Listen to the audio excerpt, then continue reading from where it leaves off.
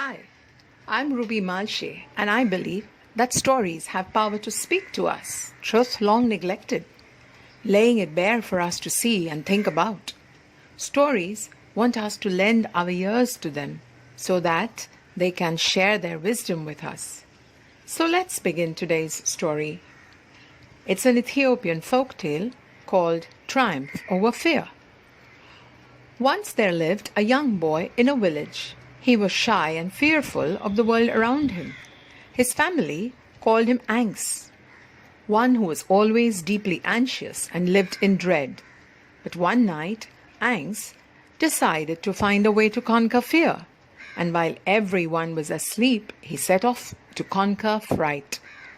Used to sleeping under blankets normally, that night he slept under the wide umbrella of the sky and stared up into the expanse of darkness.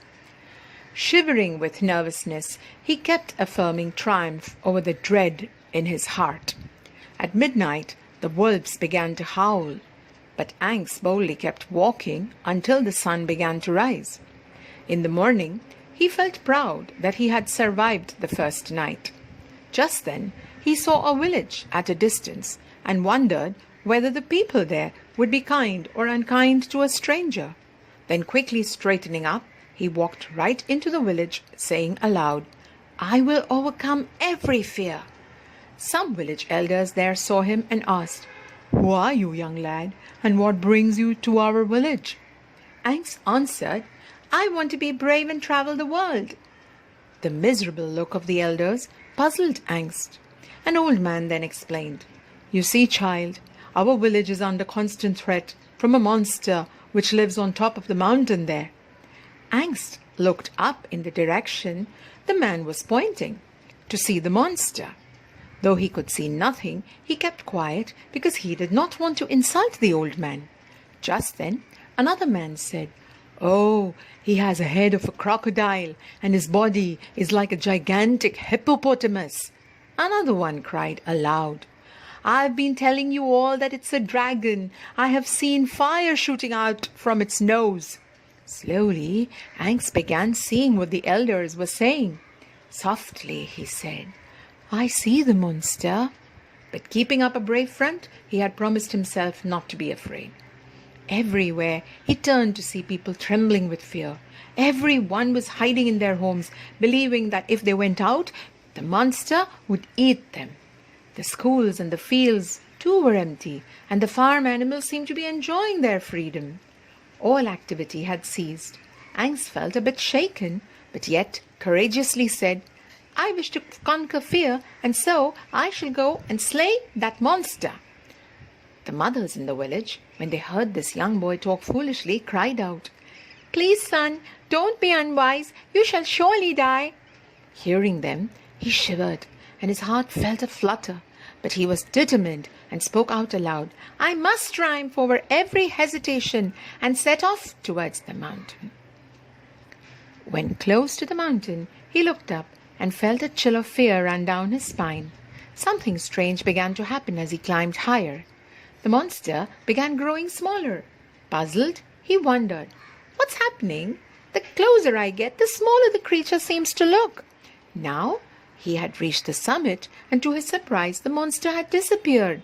He turned to look behind him. Maybe the creature was going to surprise him from behind and attack. He held his breath and looked to the left and then to the right, and then suddenly he heard a sound at his feet. He froze for a moment and then looked down, and what do you think he saw there?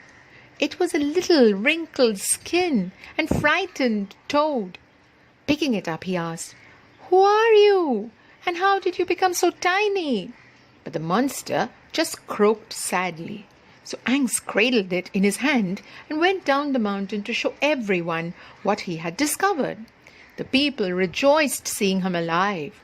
Angs held out his hand to show them the monster which had caused them to go into hiding. The elders in the village looked closely at it and asked, "What is your name?" The creature croaked and said, "I am Fear." Does this story resonate a message to you? Do we know of anybody fighting to set free from the trap of fear or a panicked mind? Have we met anybody instead with a peaceful and trusting mind? Somebody who is allowing God to work out his plan? Somebody who would, like Luke in chapter 4:18 say, God has sent me to proclaim freedom for the prisoners and recovery of sight for the blind, to set the oppressed free. Though fear seems completely natural and helps people respond to dangerous threats, it certainly affects the ways in which we handle conflicting situations. Fear is a powerful enemy who stops us from thinking any further than what we are made to believe. We need courage to ask questions to this monster about his authenticity and move on fearlessly out of self-made prisons. Yes, we need to ask ourselves if we are letting someone write a fear story for us. Are we being led to believing in a monster which is actually just a toad? Have you ever dared to climb a mountain of fear and met a toad at the summit? If you have, then why don't you share your experience as comments for others to benefit?